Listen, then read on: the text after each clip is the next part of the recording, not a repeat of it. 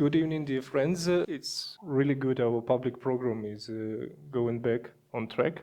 Thank you for coming. Today is a special event because today we have a chance with that remote, very important friend in Yerevan from Rotterdam.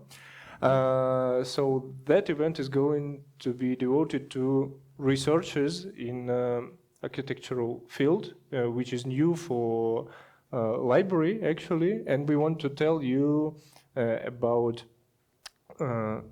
exhibition which is ongoing in Doha now, which is called Countryside 2, Place to Live, Not to Live. And Armenia is represented there in one room.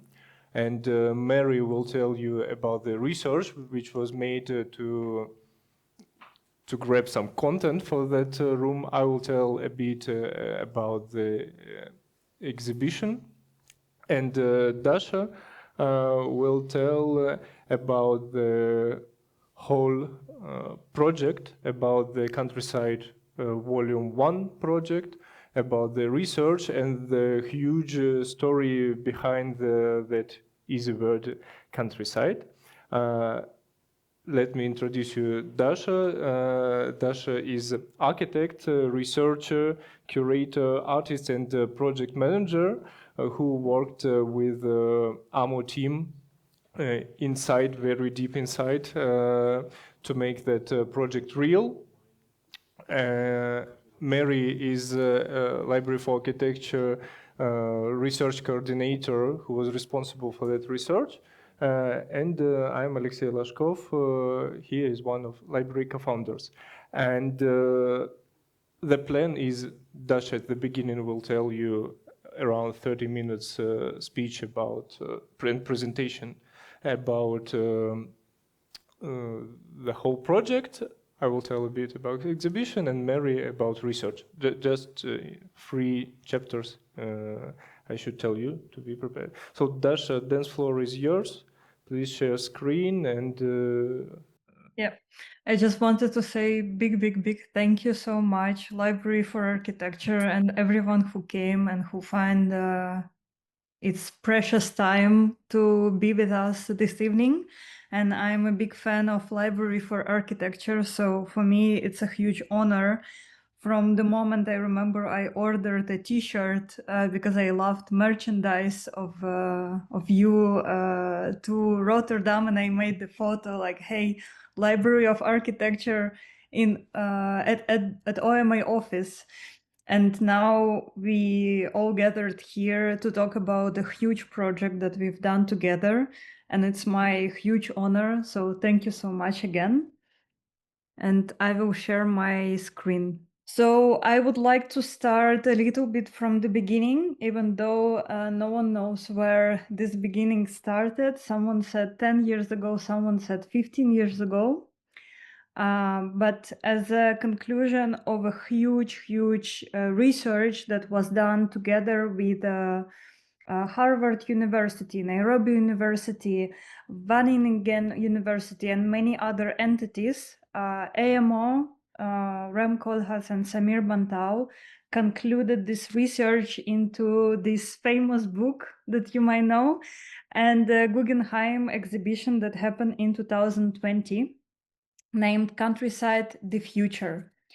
And I just wanted to step back and open this book and read 2 sentences that really showing the main aspect of this research for me.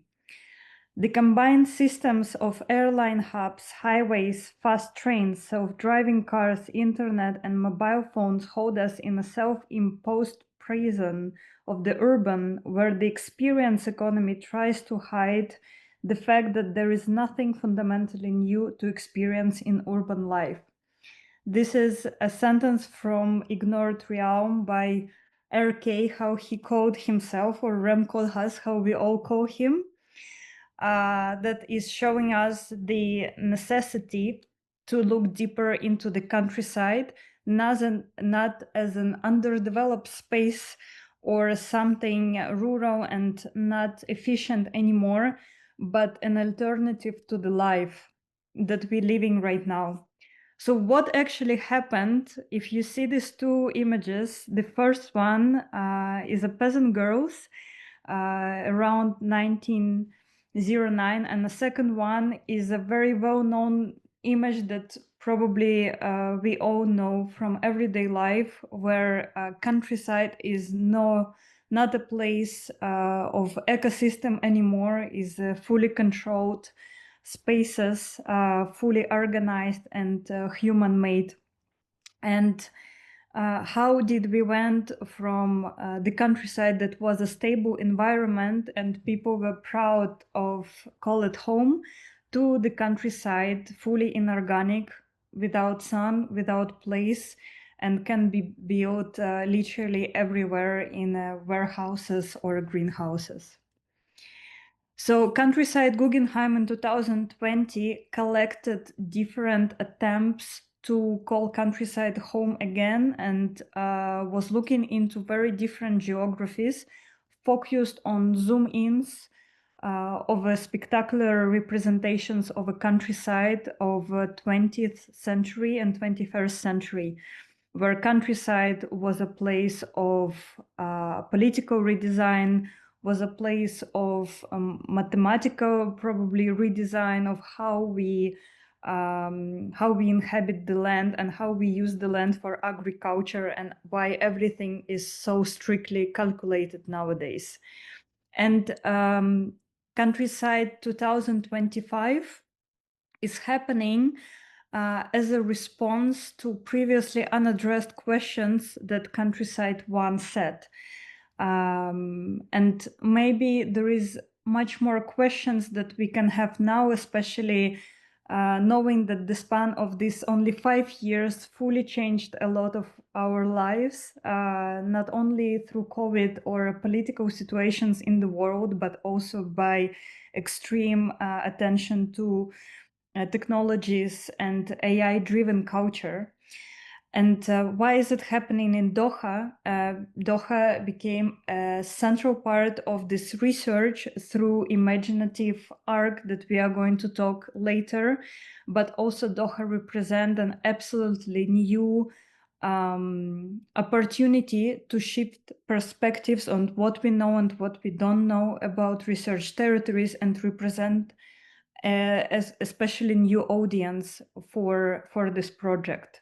I feel it's extremely important right now to mention that a lot of perspectives are shifting from Western culture to other cultures, and Doha is representing one of the cultures that not only interested itself, but also interesting.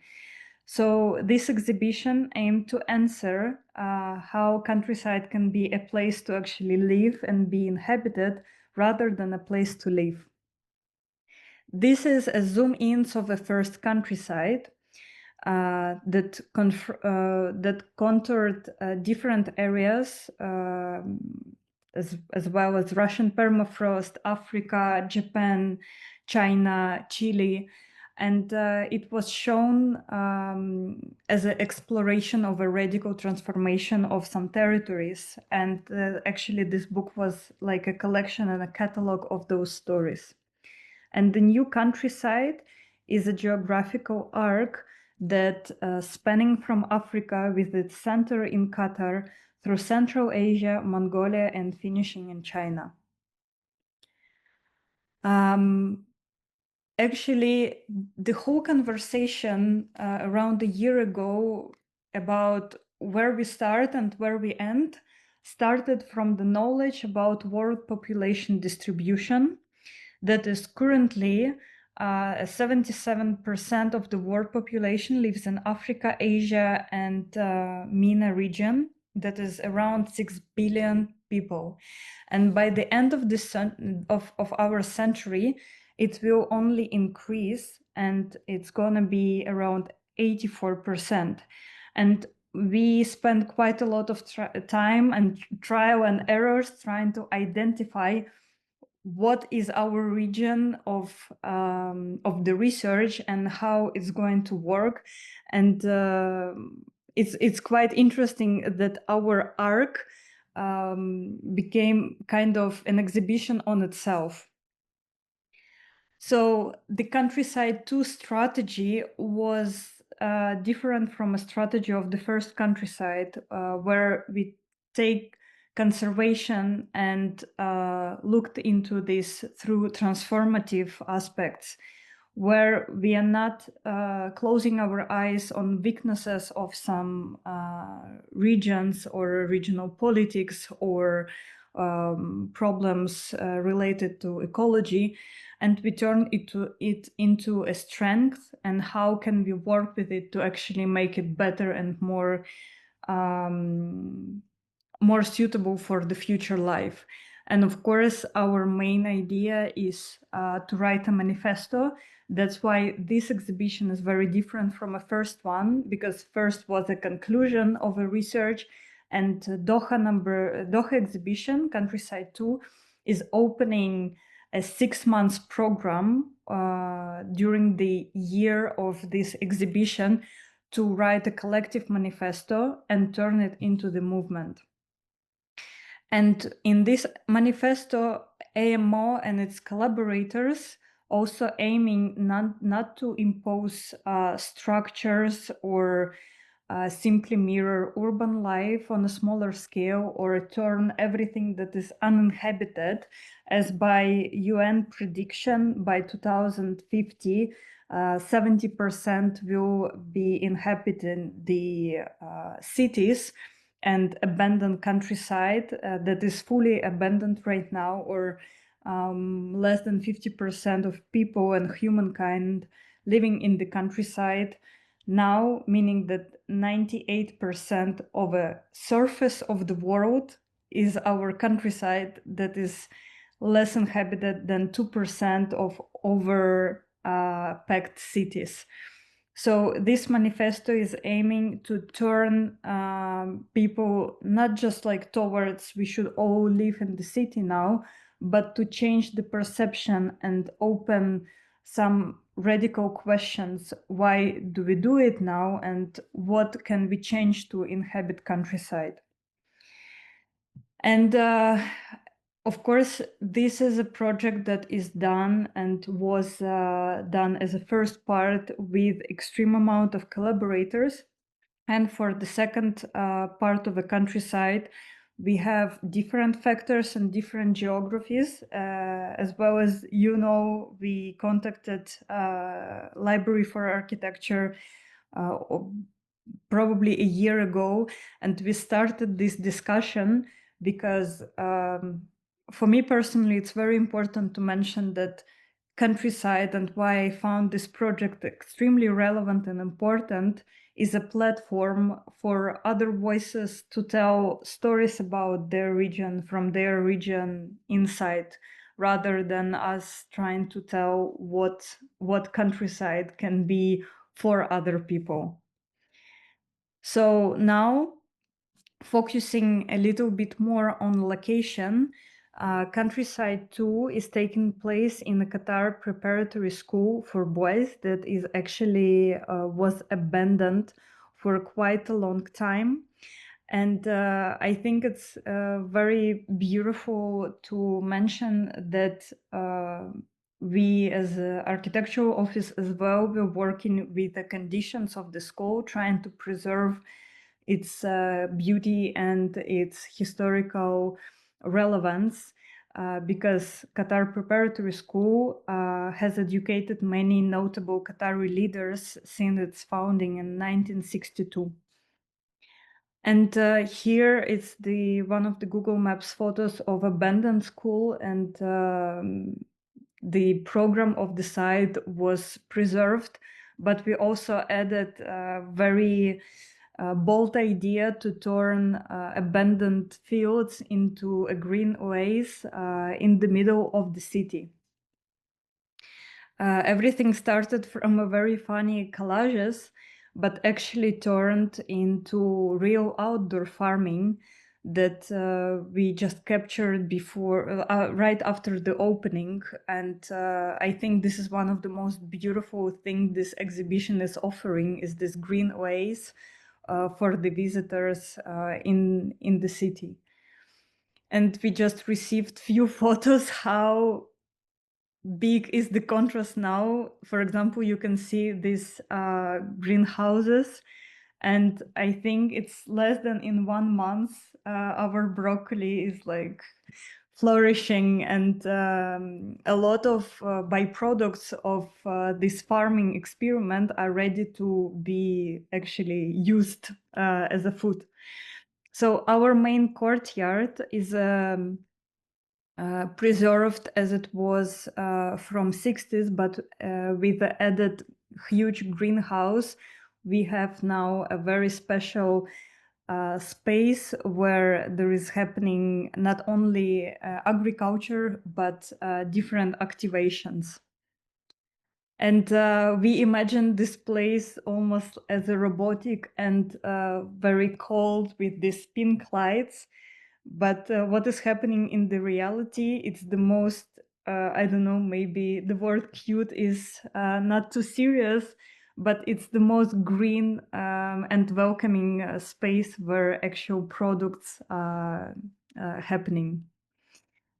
And talking about exhibition themes and how AMO and OMA approach this building, the ground floor is dedicated to living in the countryside or the new exhibition, and the first floor is dedicated to countryside transformation that was shown in the Guggenheim in 2020.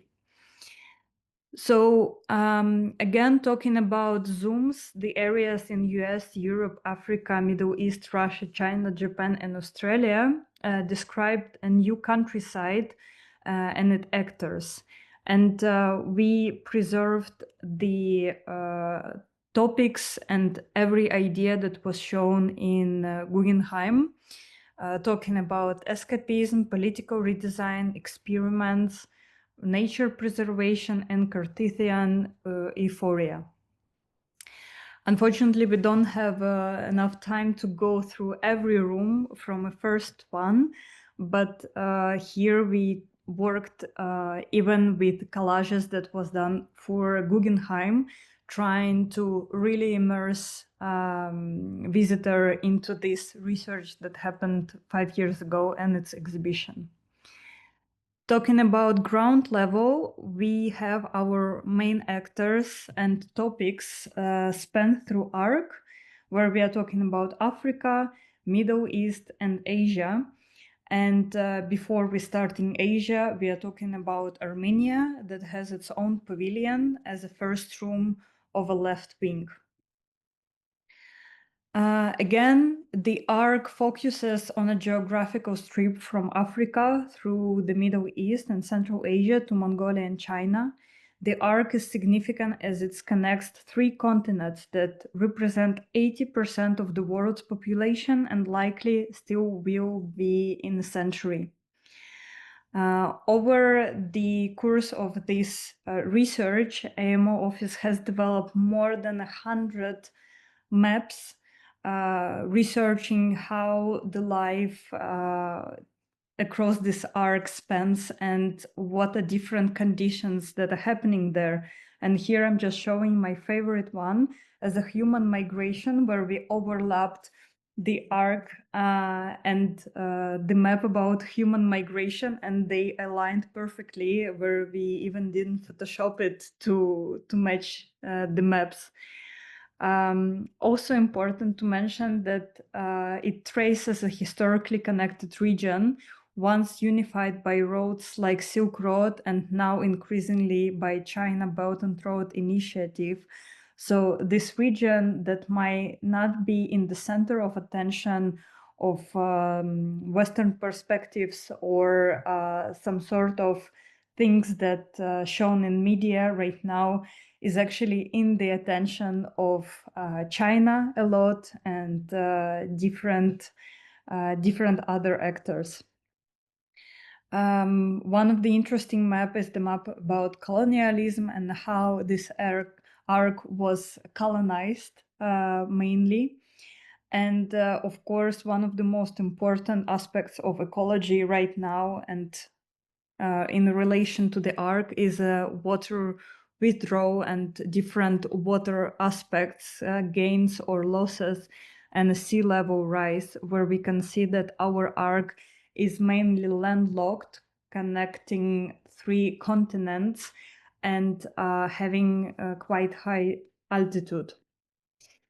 Our arc is emission friendly and not emitting as much as having a consumption of emission results of other neighbors and other countries. And it's showing that our arc is not hazards free, but there is also a quite unique and interesting approach to see the strength and weakness and turn this weakness into possibility of becoming strength. One of my favorite question and research insight was to see the nuclear activity, and that our arc is so rich in nuclear, for the nuclear you need uranium, and our arc is very, very rich in uranium expanding regions. And if you merge 3 maps, for example, those who have nuclear activity, those who produce them, and those who have the resources for uranium, these 3 maps would never match. So yes, we looking into very, very different aspects of the world, but also of the arc and how it all related to the countryside. So over the course of this research, more than 100 maps were developed, and around 39 maps were selected to show the truth, the maybe naked truth about Earth, and especially about our region. Very interesting was to work with AI to see how AI can represent the research through the point of imaginary future. And we were fortunate enough to work with Behind Products, who really pioneering AI right now, and we feed AI the whole research to see how it works in terms of the output from the machine of the countryside and imagination, how it can push the boundary of imagination of the future of the countryside. And talking about Asia, as I told you previously, I was fortunate enough to work with amazing Central Asia, South Caucasus artists, scientists, researchers, curators, and again, the new village, the hinterlands of Armenia, are opening the whole wing that is later talking about Asia and finishing with Answers Room, where the idea of manifesto is to find an answer wrote by one of our collaborators and find its strength and inspiration to move into the countryside. So here my humble part finished. I hope I was not too nerdy about this research, and I'm happy to give a speech to Meri. Please. But also, if you have any questions, I'm happy to answer. Okay, it looks questions will be after the whole presentation. Sure. Okay, now it's our turn to share. Thank you, Dash. For us, that was revisiting, and I'm really much impressed by the similarity of collage and the real atmosphere in the school. And we will add 2 more components. Okay, my brief introduction to the part. We called the research present components of the future villages, and now you will understand why. Because actually, in the beginning, villages were the points inspired us to start research about Armenian countryside, And long story short, we haven't fully come to villages, but a new chapter will be opened, and that one will be dedicated only to villages. At the beginning, I have to say that we are in Library for Architecture, and it has three directions. One of them is space, library, reading room with books which are open to you, as well as the model making workshop. Second one is public program, and 12 months are starting from volume 2, are starting from the next week. And the third direction is research, which we opened around a year ago, because we think it's very much important not to only work with shapes, but also with meanings. And that research is one of its projects. And it's important because we met Meri a year ago during 12 months project, and she was invited to tell about her research, production of hinterlands, which she will tell more about it, about hinterlands of Armenia, hinterlands countryside, like a synonym. And we decided to make to open that laboratory where we can research something.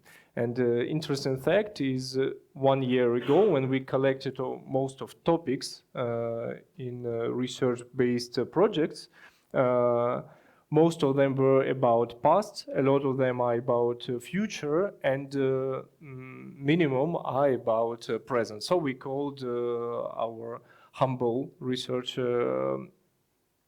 direction Laboratory of Present to understand more about the conditions. And our first project there was 953 villages. Here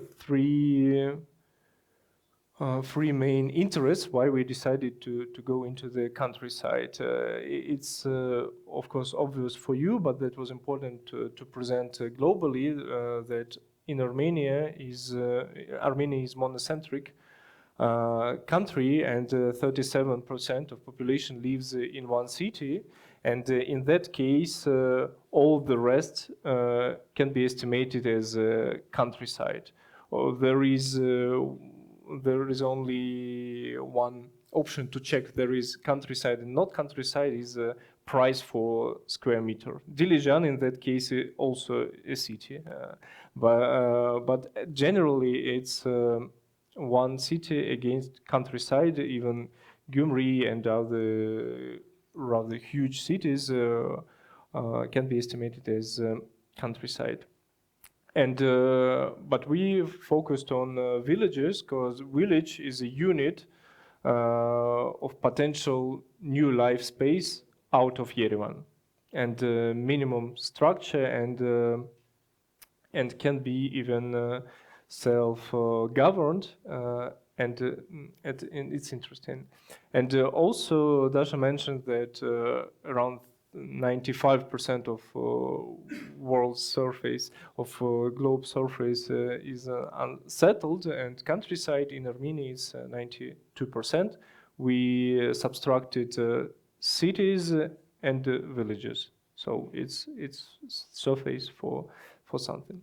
But that was the starting point. Their population live where is to live out of Yerevan, and was with surface. And in that point, our team contacted us. That was a nice moment of introduction, and we told them about Library for Architecture.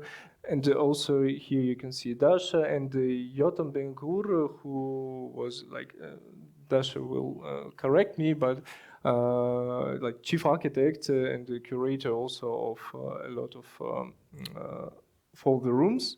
And I tell you about it to say that at that moment we didn't know what we are going to do. And actually Dasha mentioned that they have a lot of contributors, and there is a huge wall on the exhibition from all the countries, and we were also contributors, but we didn't understand our role, because it could be either only advice or reference, or maybe do research together, and we had a hope to do it, but we were not sure actually it's possible, and that's why we had to do a lot of work. You see behind our office a lot of schemes, and we had only free and pure interest to research countryside.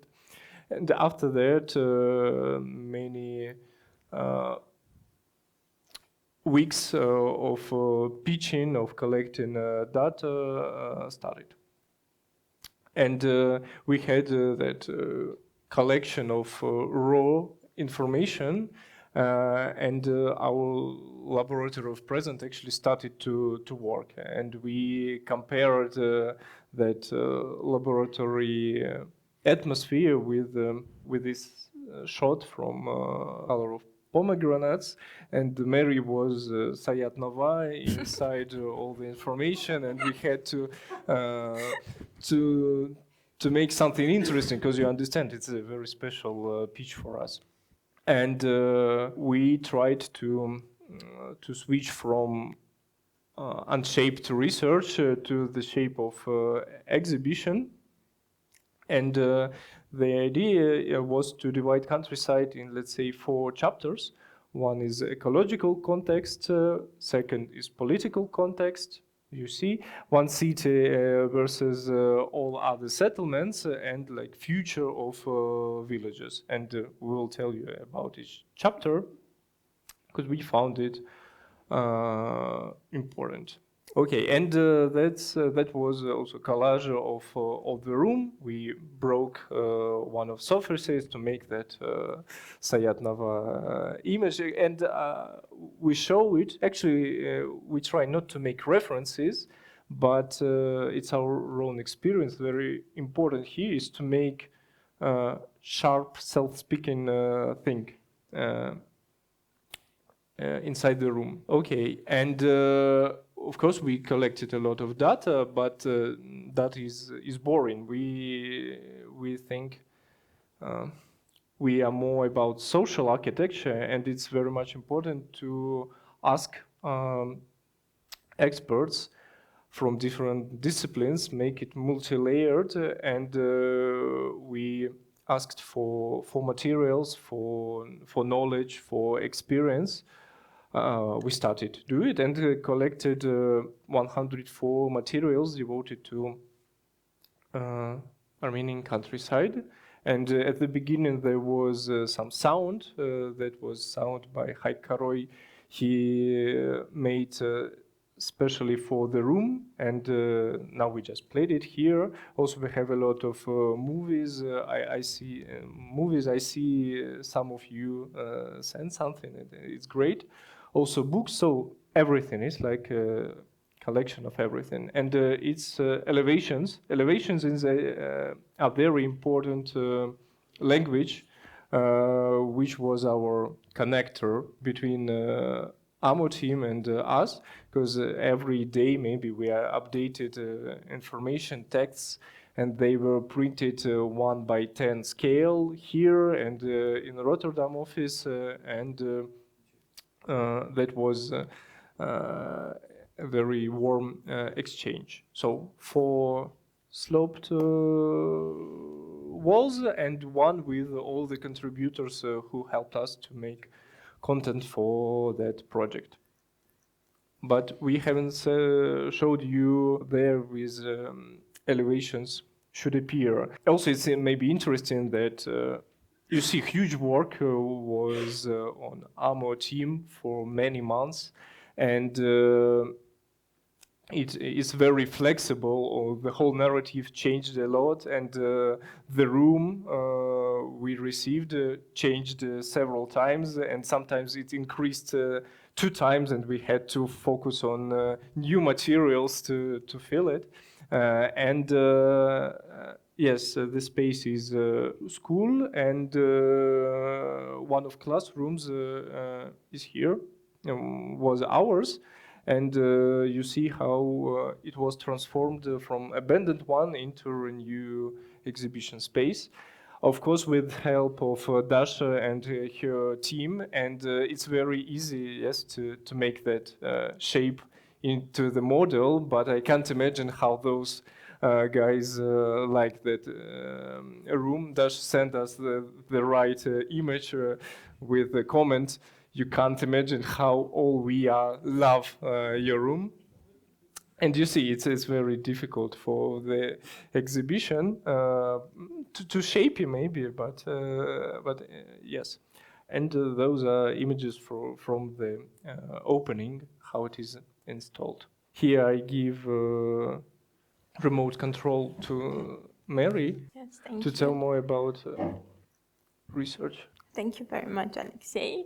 Now I will start briefly to talk about the part of the research, which is basically the very first phase of the research that we will see in the room, like a snapshot of the preliminary introduction to countryside of Armenia that we started to do back in the summer.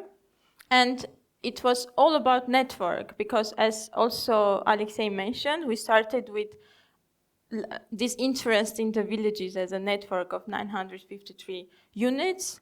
And then we understood that defining the Armenian countryside is not something that we can do on our own, logically. And we need a network of people, network of experts, network of materials to somehow try to understand how to show and how to define Armenian countryside. And this is just a beginning of it. So as I mentioned, like collecting the knowledge and trying to define it was, first of all, understanding how to organize it, both in the research and both in the room, because we were working in parallel at the stage to understanding these two connections.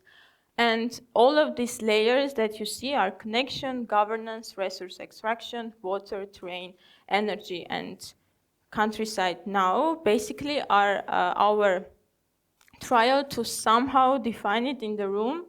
And I will go through each layers briefly and stop on some interesting case studies that we found, because basically it's a collection of case studies, opening of more questions that we got answers, and interesting phenomena that we found that interest us a lot that was happening in Armenia. So the first layer is our connection, because as Dasha told in the beginning, Oma was concentrated in the arc, but as you noticed, Armenia is not in the arc physically. So it was important for us to argument, like, why should we be in this abandoned school in Doha if we are not in the research territory that Oma is researching, basically.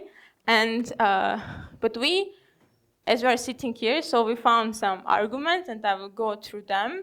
The first one for us was the connection, crucial connection that Armenia was with the arc through north, like also through different factors. And then we started to do some speculative maps and show that, for instance, if sea level rise, Armenia will be terrestrial connection with the arc because we are on land.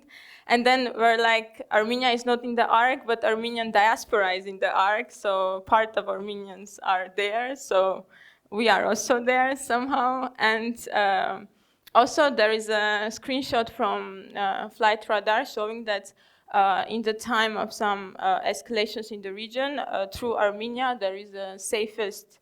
There was this snapshot that shows this line of air connection that went through Armenia to dark. So these trials and showing these arguments apparently worked, and we convinced that.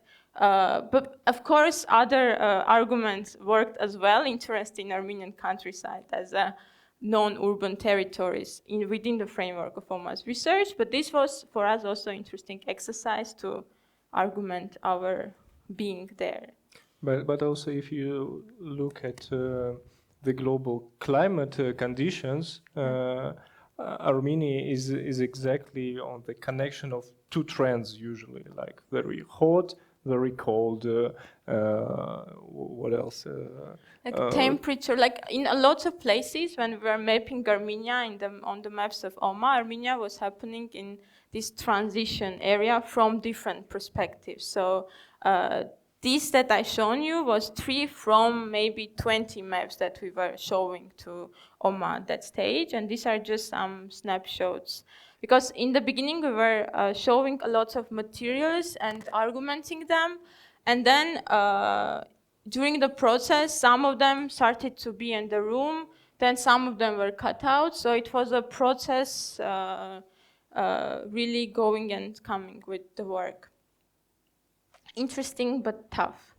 The second layer for us was governance, because it was one of the things that interests us in the villages when we were started to look at it, how the villages are governed in Armenia, because it kept changing throughout the years, and also these different speculative ideas and questions like how villages should govern in order to ensure better quality of life started to came to our minds, like different type of grouping of the villages basically. And we started from the beginning understanding how they are regulating, how it changed through the years from Soviet Armenia to now, how it was during Soviet Armenia top-down approach when centralized power, and then during independent Armenia, all villages were basically self-governed, and then consolidation happened when we had 69 communities, and this number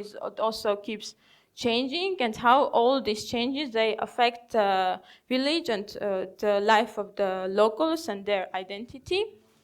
And these are topics that were interested to OMA as well in the beginning, and we started to dig into it more. The other thing for us was interesting was land ownership, like who owned the land in Armenia and how they are distributed. And during the next phases, it's interesting to look also on other countries and how this balance worked in other countries, and how it affects the countryside in general. The other layer was about resource extraction, because around 69% of Armenia's land is considered agriculture, but mining dominates, and it's mostly shared owned. So this layer of the ownership of the mining was also a case study that for us was interesting, and how these all complex relationships affect the village. So we were basically starting to look at all these big processes that were happening in the countryside and trying to look them in relative of a village which is next to a mine. Or in Armenia, we have a lot of abandoned mines, and it was also interesting to look at them through the lens of the village. But this all jumps in the topics where our process of defining the countryside, basically to look it through these different layers.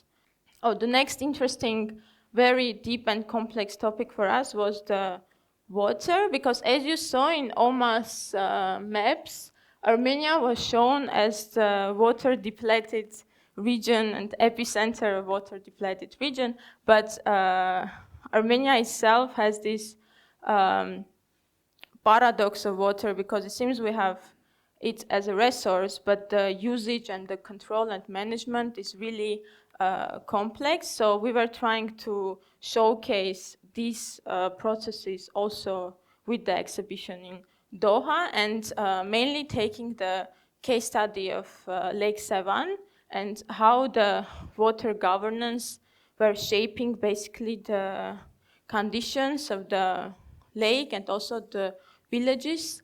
When during the Soviet, there was this case that was also really interesting for them to listen, that I'm sure you are all aware that during the Soviet there was this deliberate policy to have in 50 years to decrease the level of Sevan with 50 meters, but then quickly they understood that it would lead to different ecological problems, and the reason why they were doing it was that they were wanting to use the water for hydro energy, for irrigation, and using some part of Sevan as agricultural lands, which is deeply surreal. But then they started to build water reservoirs in 60s to save Sevan, and in name of that, there was case study in Keçud, which one of our collaborators shared with us, TSN Lab, that they basically flooded the village to create a water reservoir with Arpa Sevan tunnels. So this all was really interesting. It's really interesting topics for us to research and investigate more. And also Sevan was interesting because it's 4% of Armenia, which is exactly around 953 villages. So if we put all villages in Sevan, we will have no villages in Armenia. So this spatial exercise for us was also interesting to, was helping also to understand the dynamics in the countryside.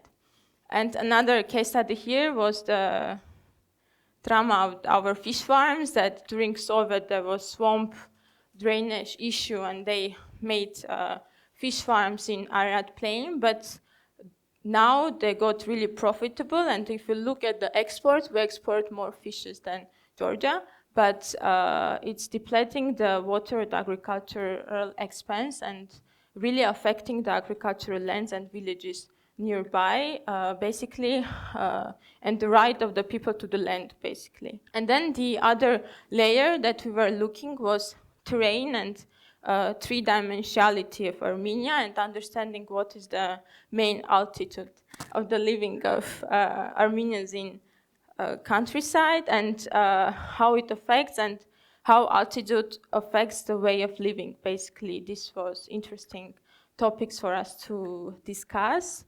And also how terrain shapes movements and flows. Floating? No. I lost the word, I'm sorry.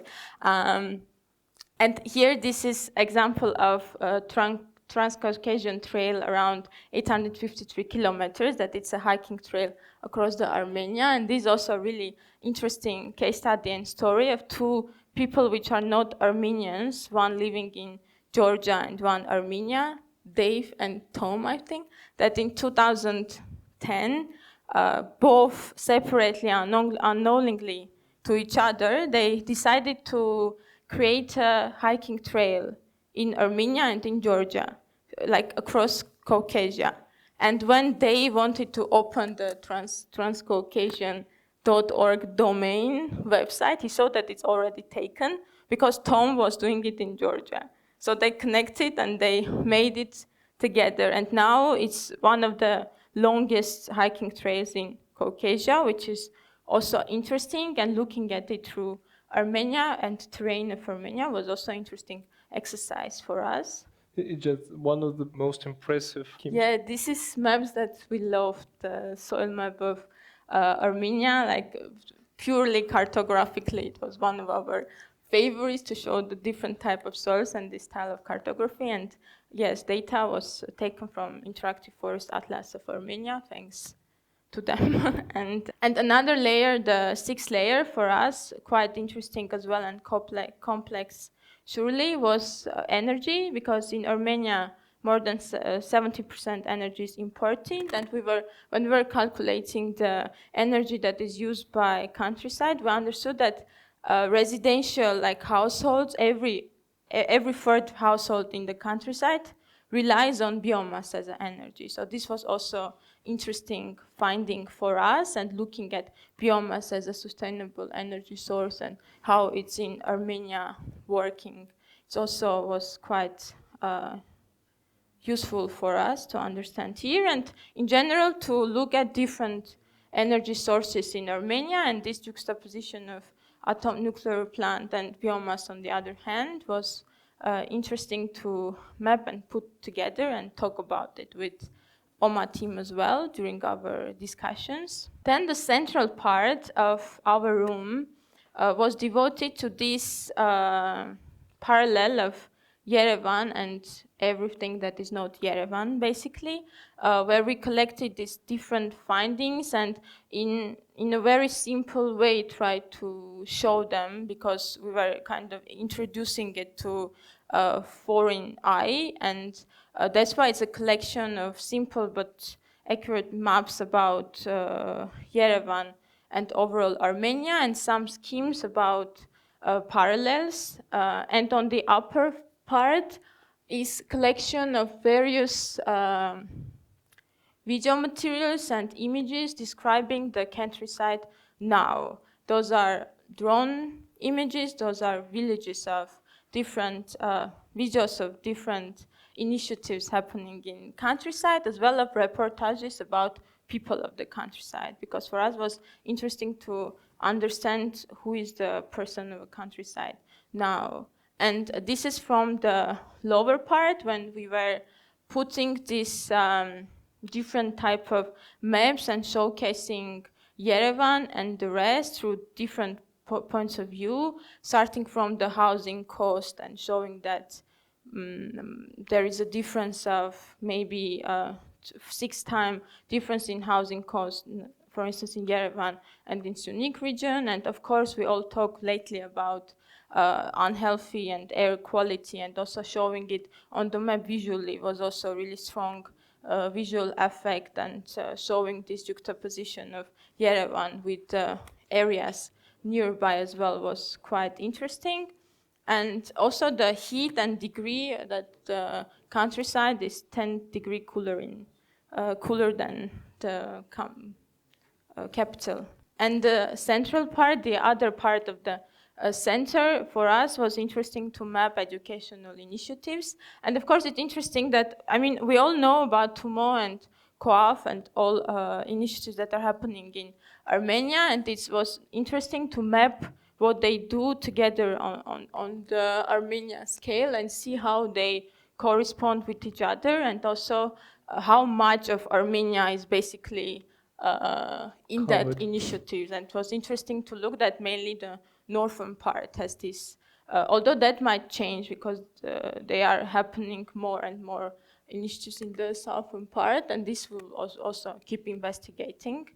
And as I said, like, it was interesting to us to have this character of a people of Armenian countryside, because, and we came up with these 5 types, and of course with the talks with experts, and we based on that, for us we categorize them in 5 types, which might change on our next revisiting of this topic. That we have people who stay, basically locals who live in villages and who decide to leave, not to live, and people who came to countryside through displacement due to war, and people from Artsakh that they started to live in Armenian countryside.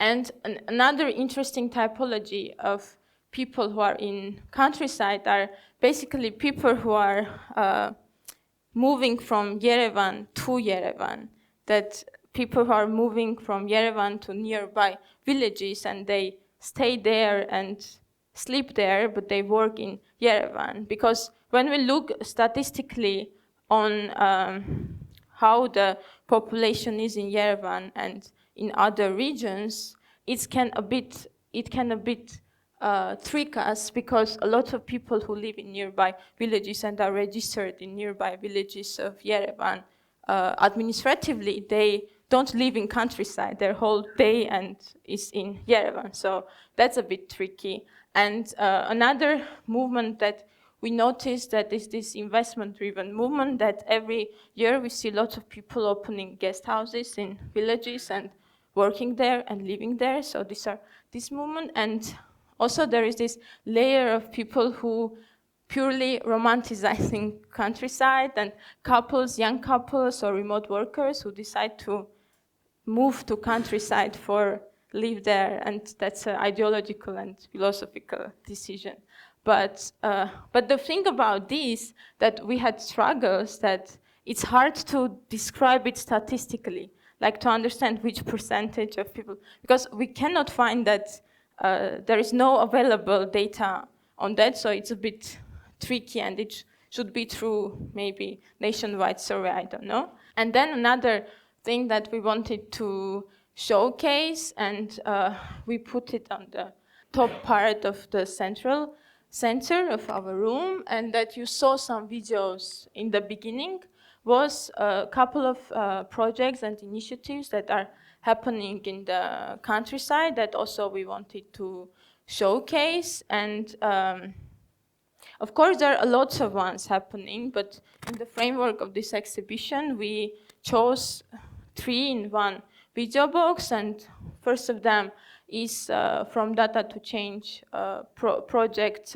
by -4 and directed by Sunara Kelyan, and it's a project that tackles the missing data in Armenia and engages university students and community people with mapping and knowing their communities better. And I was also fortunate enough to work in this project and be a mentor for the -4 fellows. And the other project is Oshakan project by Aram Muradian Shancharan, and with collaboration with Architectural Association School, which is happening in Oshakan and will be the 3rd year, I think, this year. And it's worked on, I feel weird to telling about your project in front of you now, that through heritage, now I feel weird. They do workshops and investigate the heritage of Oshakan with community, with students, and introduce different public spaces, documentation in Oshakan village, and in order to reactivate the village's fabric. Thank you for the contribution. And then the third one that we included was the project Drawing into Place, collaboration University of Hong Kong with Arad Plain Southeast Archaeological Project Foundation, led by Guillaume Otanin-Jurard, that's happening in Vedi River Valley near Vedi Fortress and Ursadzor village, where they basically investigate traditional building knowledge and translate it into present-day construction techniques through different type of prototyping and experiments, and it's basically turning archaeology into architecture. So all these projects were different in their nature, but all related to a community and countryside, and maybe the scale is different and the approach is different, but we found them useful and interesting to show.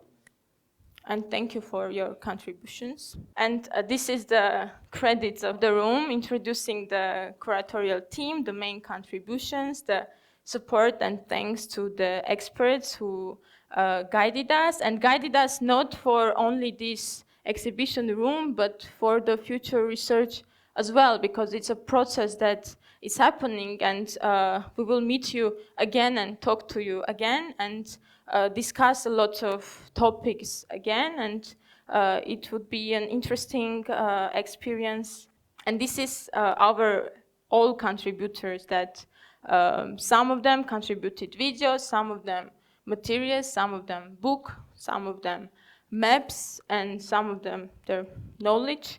And all this because this is all about network, and this is all about the chain of people who contribute to share knowledge and make this collective knowledge. And we see ourselves in this center that we want to connect and collect and discuss, and we are open for everything. And because the topic is really interesting to us, and we just opened it. We opened more questions that we closed, so this is just a thing that keeps going. And first things that will happen next is, of course, the continuation of the research. There will be a workshop in Doha in January, and a book that we will start with this, our first opening of the research, and be more deep and dive more into all the layers and topics. That's it. And that's it, I think, yes. Thank you.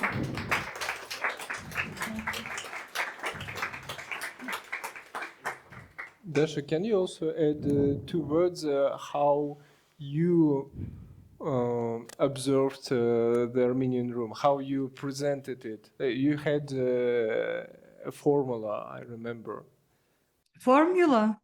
Yes, sorry, I'm far away from the mic.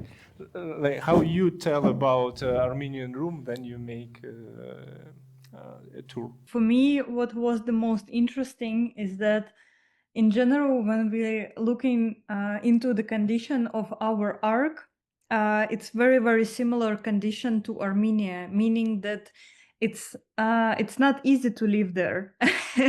And I'm saying it with the full respect. But what I meant is that it's completely landlocked. It has a very complicated story with ecological resources and especially water, and that water is something as a weight of gold there. And for me, what was the most interesting but also outstanding from the part that was intersected by ARC and that I was doing a research for over a year, Central Asia part, the main difference is the focus on the present moment and not going too deep into the nostalgia and the historical aspects, especially of the recent history of 20th century and the post-Soviet heritage that happened to, let's say, all of us. And for me, Armenian prototype of the countryside and Armenian prototype of the new village is the prototype that can be applied elsewhere.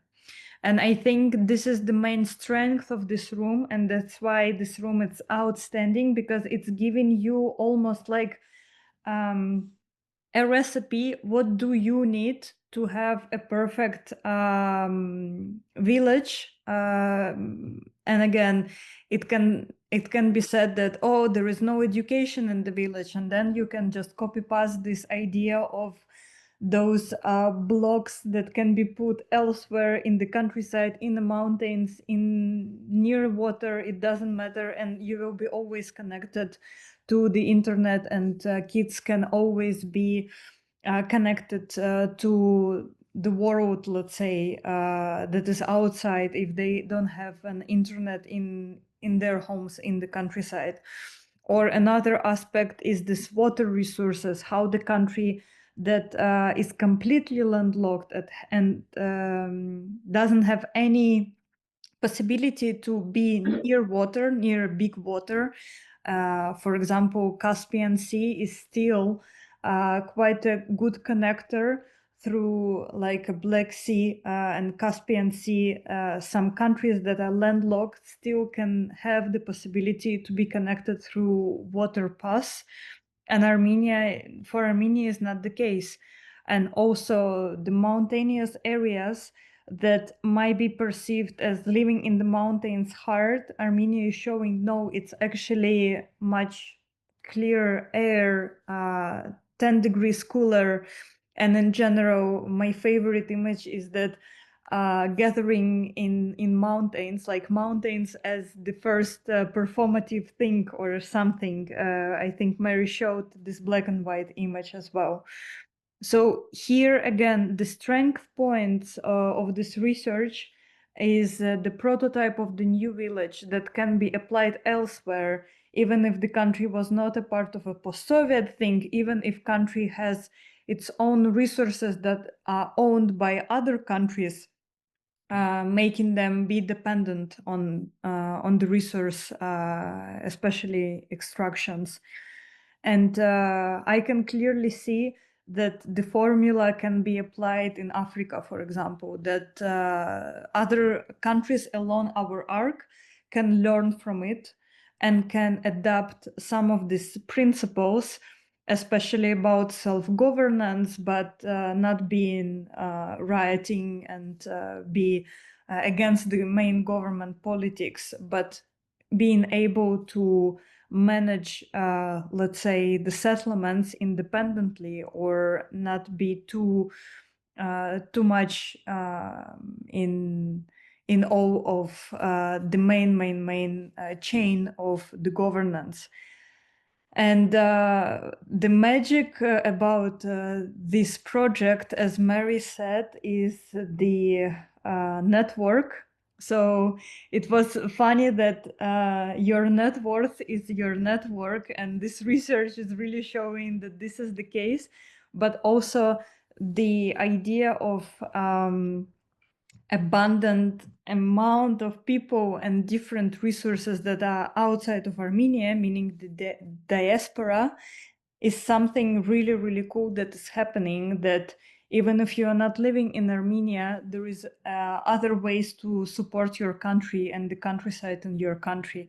And I feel that in 21st century, where we all are going elsewhere from our homes due to very different reasons, this is very, very important.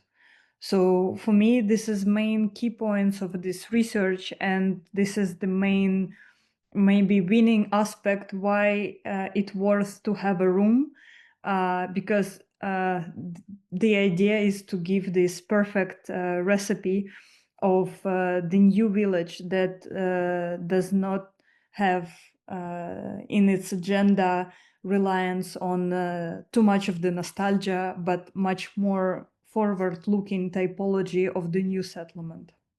Thank you very much, Dasha, for your comments. And we can ask audience if they have comments, I think, now. I don't know why it's countdown, but it motivates, I think. So 7 minutes. First one wins. At first, thank you very much. This was very informative and very interesting. So my question is there any kind of conclusion for all this research, not only for Armenia, but for the whole research, for the whole arc? So we know that there is a problem, and it's a consistent problem. The world is more and more is becoming urbanized. So you have a huge research of countryside. So what is next?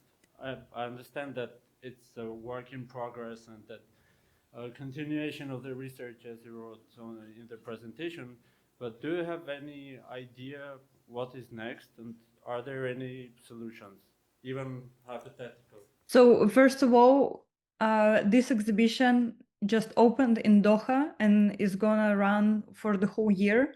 And over the 6 months, different people with different backgrounds and topics will be discussing actually from a different points of view all of the questions that we raised in different regions. So I mean, it's going to be a discussion about politics, about ecology. Actually, it's already started in Doha with Dr. Aspa, who is doing a huge project on mangroves. Let's say raising mangroves in Doha is these trees that are growing with their roots up, mainly from the water, and their main like they beat CO2 more than any other tree.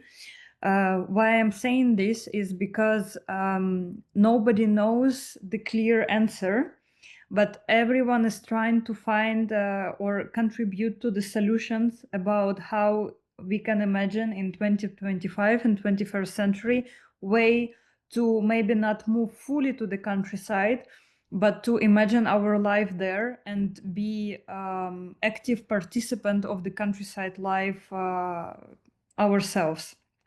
Maybe it can be a hybrid model, as you mentioned, like moving from Yerevan to Yerevan. Maybe it can be a model where people are working in the countryside and living in the city. That is actually happening a lot in China, and the other research was telling us about it, how Chinese specialized villages attracts more people, especially more youth that are struggling with the inability to find a job in the city. So people are actually going to the countryside because it gives much more work to the people rather than a city that are overrated in some ways and over-inhabited. And the biggest conclusion of this 6 months of a public program and 1 year of the exhibition will be another book where all of these attempts to answer how can we live in the countryside, not to leave this place, will be concluded as it was concluded in the first part. But what is interesting now is to see that in some places along the arc there is an actual movement to the countryside because of the self-government possibilities and possibilities to have govern countryside as young people wish. Especially it's happening in Africa. And in some places, as for example, we see currently in the past days in Tashkent, is almost like impossible to breathe because there is problems with the air qualities. And I think it's very much related also to Yerevan, and people physically for their health and health of their children are choosing to live in the countryside in places where they can be much more healthy, but also much more abundant in terms of the space they can own. So again, this project is not about teaching you that you should go somewhere and live there and forget about your, let's say, ideas of a city, but it brings awareness about the fact that there is alternatives to live differently.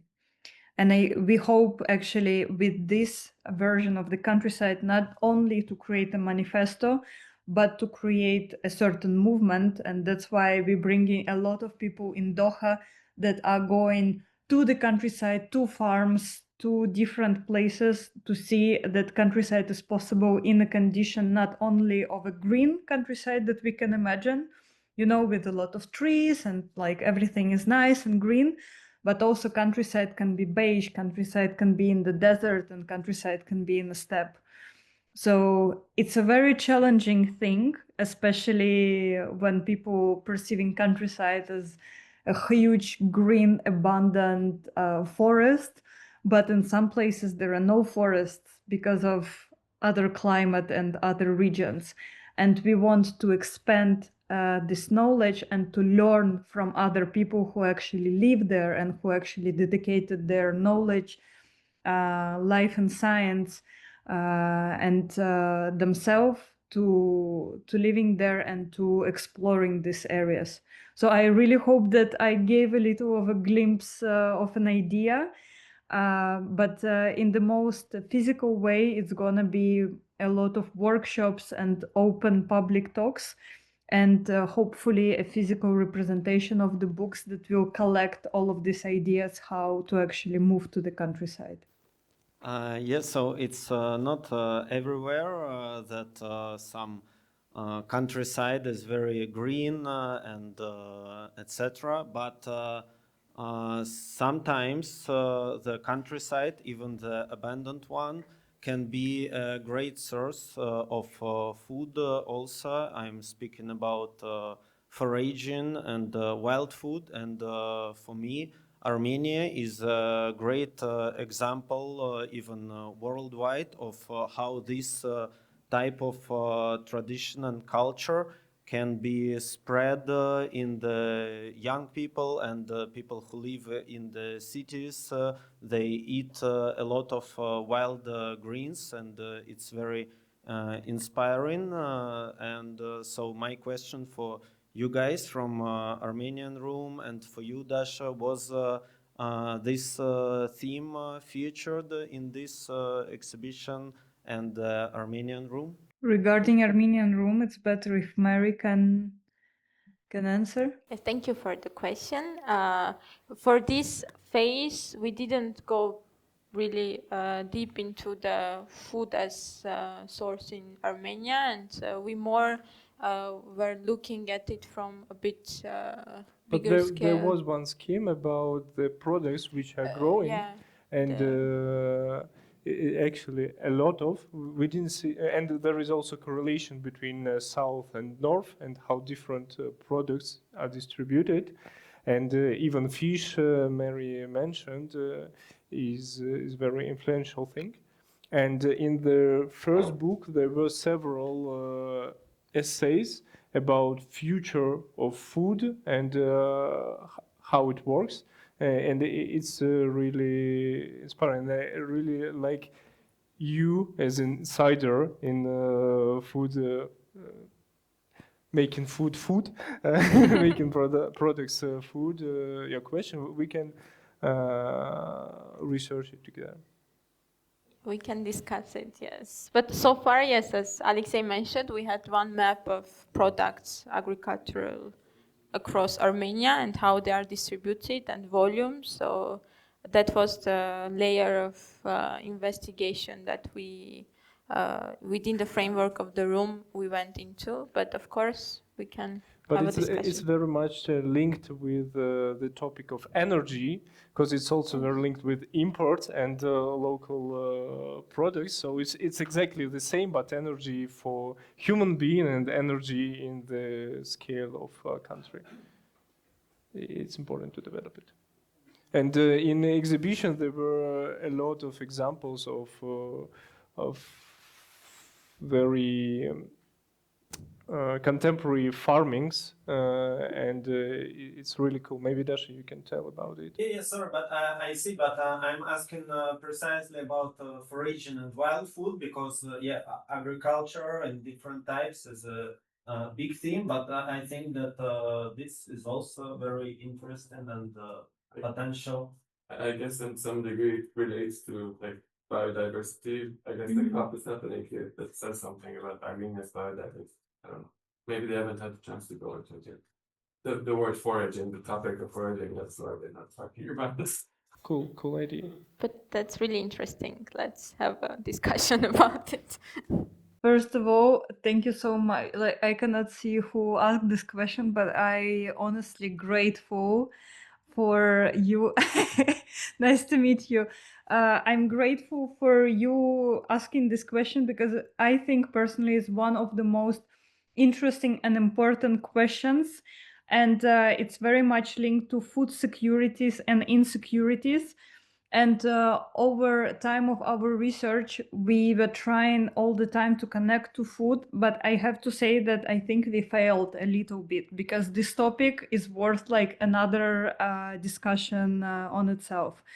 So regarding food, if I can add just a few things, there is on the page 87, one of the most, I think, crazy story about the food blockade that happened in Qatar in just 2017. And this blockade meant a lot for the country's development from being in always dependence on the food that was imported from other country to turn the whole country overnight in one of the biggest milk production in the world, probably.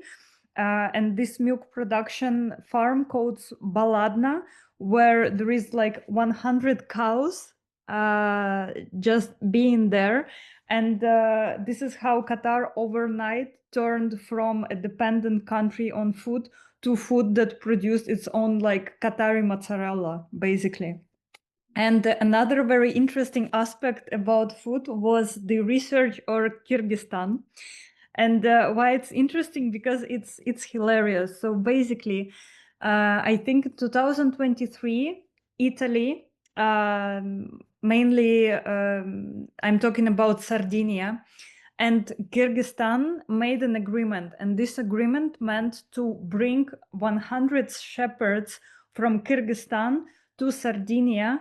Why? Because everyone abandoned Sardinia. No one wants to be a shepherd anymore. Everyone wants to, I don't know, wear Gucci and ride Tesla, but no one wants to deal with sheep. And what is happening? The cheese, the pecorino cheese, the proud of Italian, I don't know, food structure, is going to for its exile, meaning that the production of the cheese died because everyone abandoned Sardinia. No one wants to live there, and everyone wants to live in the city. So me and Alexandra Kharitonova is a curator and art historian who was supporting research on Central Asia. We actually called to Kyrgyzstan Ministry of Work and Foreign kind of affairs. And they said that this project actually was about to turn, and it was like families that were chosen to go to Italy from Kyrgyzstan. But unfortunately, because of a full-scale invasion, visas were not issued.